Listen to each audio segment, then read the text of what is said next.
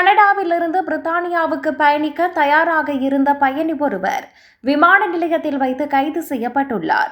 Toronto Pearson சர்வதேச விமான நிலையத்தின் ஊடாக பிரித்தானியாவுக்கு செல்ல முற்பட்ட 21 வயதான சுபைர் மஹிடா என்ற நபரே இவ்வாறு கைது செய்யப்பட்டுள்ளார். சுமார் 40 கிலோகிராம் எடையுடைய கஞ்சா போதைப் பொருளை கடத்த முயற்சித்ததாக சந்தேக நபர் மீது குற்றம் சாட்டப்பட்டுள்ளது.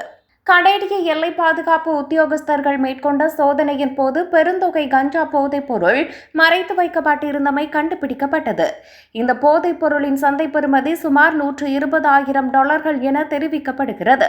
குறித்த நபருக்கு எதிராக வழக்கு தொடரப்பட உள்ளது.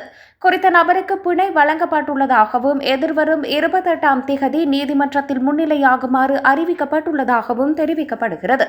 இந்த குற்றச்சாட்டு நிரூபிக்கப்பட்டால் அதிகபட்சமாக 14 ஆண்டுகள் சிறை தண்டனை விதிக்கப்படலாம் என தெரிய வருகிறது.